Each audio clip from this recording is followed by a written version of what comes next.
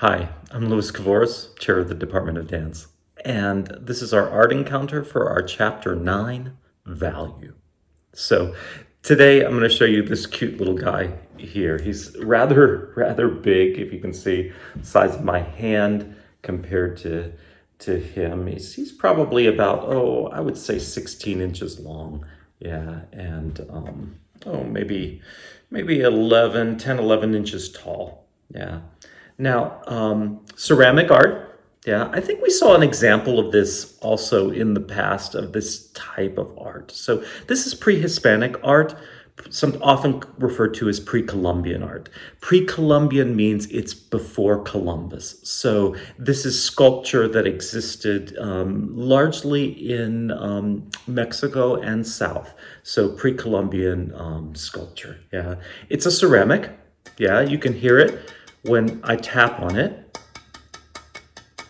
you can hear that it's hollow since it's been fired. And you can even tell here it has this spout and this opening so that the air, when it was fired, the piece wouldn't explode because the air expanded. Yeah, so anyone who's done ceramic art knows that there's a certain thickness you can make for the clay so that when it fires in a kiln or fires, it can have that. Okay, he's a kind of delightful figure, and most people that collect pre-Columbian and study pre-Columbian, pre-Hispanic art know that this is a dog, and this is a Kalima dog. So he is from Colima, Mexico. Yeah, I'll show you a picture here of what area of Mexico is Colima. Yeah. So this is a type of art that was made, and if we date him, this style of art was made between 100 BC and 250 AD. So most probably he's a couple thousand years old, and you can say, oh my gosh, he's in great shape. If you really look closely at him, you kind of can see no places where he's been put back together, but he was originally in some pieces. So he has had some restoration. Probably this head here was put back together, and he was probably unearthed from some kind of tomb. Some of these figures were used largely in ceremonial places, and they were put in shaft tombs with bodies to sort of take them into the afterlife. Yeah, and the Kalima dogs were actually rather special. They're kind of fun because they're often chubby. Sometimes I think they were actually eaten at some points, and so they have a very revered thing in that ancient culture because they were a kind of sustenance for the culture and the people. But usually they're quite fun. And they have just kind of great personalities. Yeah, I quite like him. He sits on a coffee table and just kind of greets people as they walk into the house. Yeah. So, anyways, I like him. I have two of them. One of them I kind of snarls at everyone. He's got an angry face, and this one is quite a fun and delightful smiling dog face. Yeah, and interesting also, I think it's like the teeth almost look a little human like, and not dog like with any canine fangs there also. Yeah, but he's great. Also, when you look at pre-Columbian art, we can look in close and you can see different ways that the paint has, the redware has sort of lasted. You can see different places where deposits, even in here, most probably, and you can really see in the spout, this wasn't cleaned up too much on the inside here because he, probably came out of the ground and, for thousands of years, and some of that has preserved him,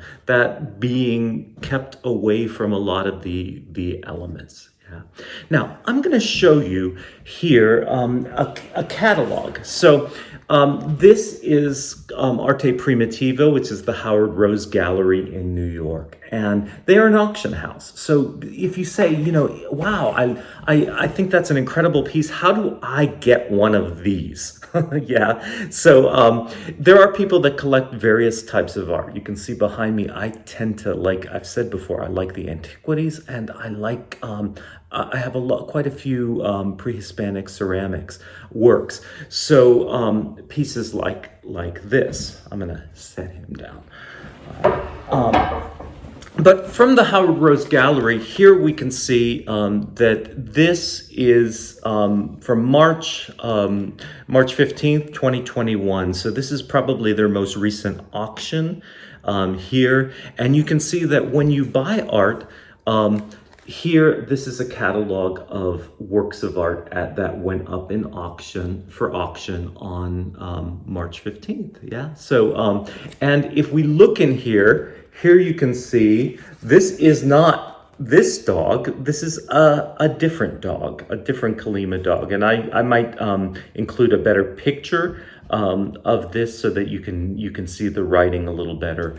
And let's look at a couple places, because as we talk about value and the value of a work of art, oftentimes galleries and auction houses are a place that people buy art.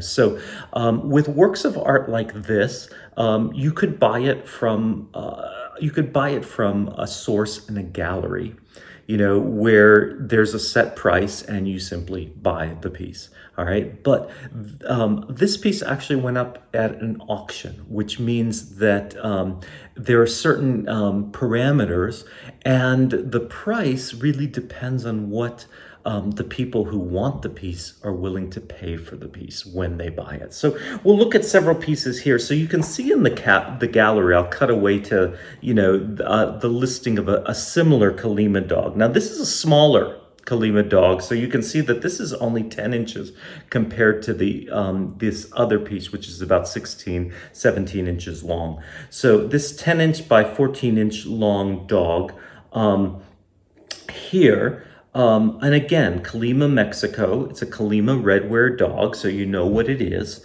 And here are its dates. So circa, meaning we're estimating. Now, we could, if you really wanted to know, you could carbon date this. We could see how the carbon atom has degraded in the clay from that time. And if we really wanted to pinpoint a time, and we could then get a closer date. But most art people who find that this is an authentic piece of art will say, they produced it between those periods. So most probably, stylistically, we can put it in that time period for that culture. Yeah. And you can also see here, this is interesting because it tells us the provenance of the piece. It tells us where the piece comes from, which tells us a little bit of the piece's history. Now, provenance, we talked about that before, that word. It's a French word. It means the work of art's history. So works of art, they carry histories of where they began and then who has owned them as they've passed from person to person to person. Now, this piece at this auction, they give us this little piece of information that it came from the estate of Susan Priest in New York City. Now, that can be important to a collector because oftentimes collectors know each other and know, oh, that individual had quite a nice collection of pre-Columbian art. So that might be something that's known. Now, more importantly is this next part, that it was collected between 1968 and 1970. Now, why is that important for pre-Columbian art? Because in 1972, a law was passed by the US Congress that prohibited works of art of pre-Hispanic, pre-Columbian, like our Kalima dog here, from coming to America. Largely because governments like Mexico were afraid that all of their national treasures, their antiquities, were going to disappear from their country, and people would sell them from the country to make money. Yeah. So all of the national treasures, these items of culture would leave. So in 1972, what the US government and the Mexican government decided was they would put a wall between so that these items could not come and be exported unless the Mexican government allowed them to and documented them for export. So that sort of stopped the entire art market of works of art like this coming just to America. And you can also think that people were finding them because in these cultures, these archaeological cultures, if someone was building a new house and digging, they might actually find some pre-Columbian relics. And then they would say, oh my gosh, I can sell that for some money. And what the Mexican government wanted was their national treasures, their cultural treasures, to remain in Mexico. Yeah. So nowadays we have that. That's a fascinating topic and one that you can get into a lot more, and you can look at that. And there are even cases where things like the British Museum have objects from the Greek culture, and at some point they might go back to Greece, or there's just debates about where these items should live and how many of these items should be out there in the world. So you can see that I have quite a big collection. All of these pieces came to the Americas pre 1972, and that's a really important fact because if you're buying a work of art like this pre-Columbian now, you really don't want to buy something that is post 1972, because in a way that's bootlegging and that's breaking a law and bringing that over. So this little guy has been here a long time, but he's been on our planet even longer. Yeah.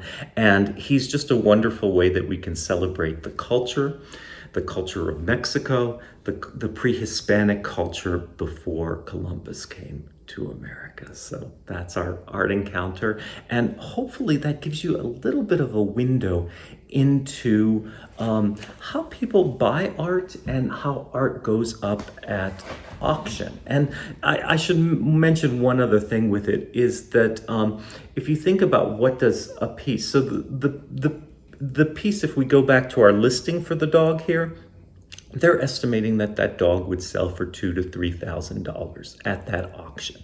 That was the estimate. I went back and I looked up how much did that dog sell for, and the dog in the catalog actually sold for $3,000. So he did pretty well at auction. But sometimes works of art can sell for even more than they're valued because people really, really, really want them. Yeah, so a work of art at an auction can just keep going up in price if there's a real demand for the work of art. Now, the other thing to know about it, since we're talking about value, which means we're talking about both the significant value of it, the cultural value, the aesthetic, we'll look at all of those attributes. But since we're talking money a little bit also, most probably the person who paid that $3,000 for that dog, they also paid a price to the gallery who sold the dog. So most probably there was what's called the hammer price, which is when the hammer came down and said the auction was over. That was one price. And then oftentimes the gallery will take another 20 some percent. 20 is kind of a pretty standard amount. So that price of that dog would go up another 20%. And that's the amount of money that the auction house would get for it. And also we might have like the cost to ship the dog and to get it from where it is. So in this case, a place like New York, all the way to wherever the new owner and wherever the collection was going to be. So anyways, that's a kind of bit about collecting. And it's those that end up one thing to know about art is that there are groups of pieces of art that we care about, and some people think of it, it's whether it's a luxury item or whether it's just a necessity for that individual, that they will put money into works of art. Now, the other thing about a work of art, and we can think about that with this little Kalima dog, each year he actually goes up in value. So he, in some ways, within a collection, he is actually making the owner some money, because eventually, if the owner decides to sell this piece 10, 20, 30 years later, oftentimes the work of art will sell for more than the owner purchased it. So sometimes art is actually an investment also. So not only does it do many things, and that's one of the things we're going to look at in this lecture, is all the many things a work of art does in terms of its value. So welcome. This is Chapter 9, Value.